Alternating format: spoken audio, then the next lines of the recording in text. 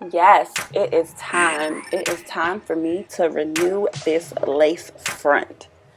When I first started, I purchased 3 bundles of hair from Amazon, and there will be a review for that hair soon. But I also had a silk-based frontal that was in really great condition, so I wanted to just go ahead and install that instead of purchasing another one at that time. Eventually, the hair on the frontal, because it was older, became really unruly, fluffy, really hard to manage. It wouldn't hold a curl anymore. So, as you see, I picked up those clippers and I decided that I was going to just cut that hair off and renew the frontal with tracked hair that I had from the bundles that are on the back of the wig.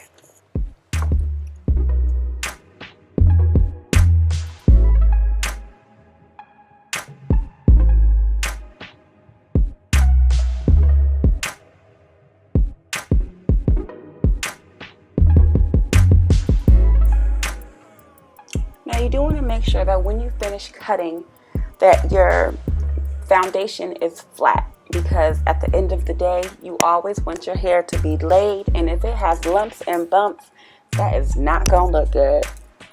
And you also need to leave out enough hair to cover your tracks that are going to be there now. So the banana clip is holding the hair that's going to cover the tracks on both sides. And then I also leave a little bit of hair out in the front because I like to have hair coming towards my face. And when I put the tracks on, they're going to curve up a little, so those need to be covered as well.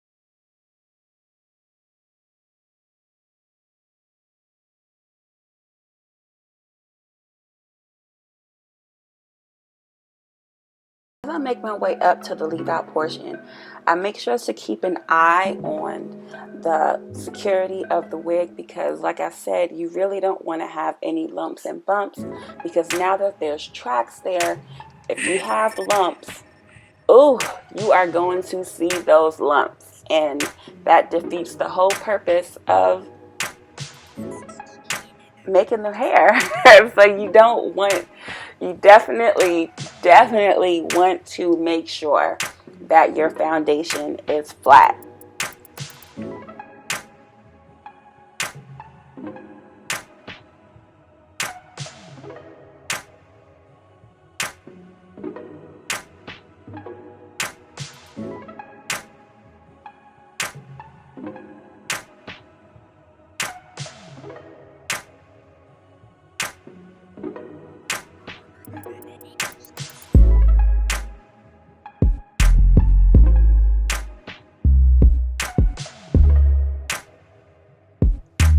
Now, usually when I make a wig, I do the crossover method, but since this is something that I've never done before, and I wanted to really make sure that it's staying flat, being that I'm sewing it onto the frontal, I went ahead and I just cut the tracks to size instead of going around, because This is something that I've never done before, and I figured, like, let me do it the safe way so I can see how that works. And if this works out and I like it, then the next time I do it, if I do it again, you know, I'll get a little bit more bold and, you know, try the crossover method and sew it and secure it down a little more or whatever.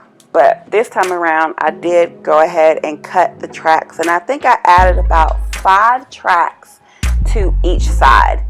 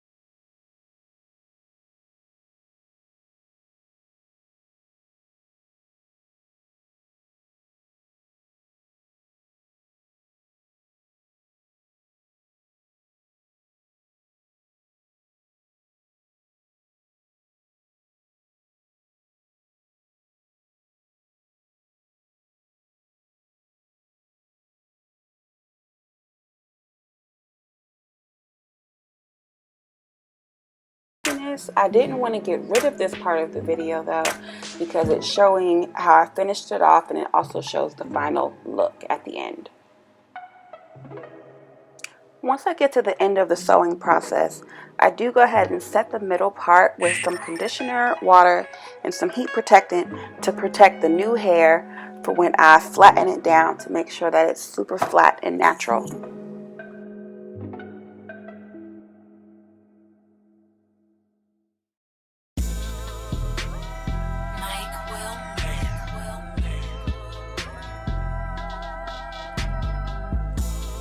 We are finally making it to the end.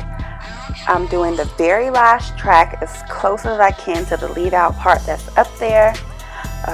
Once I finished it, it was super flat. It looked great. I love it. Hopefully you guys love this video. If you do, like it and subscribe, and thank you guys for watching.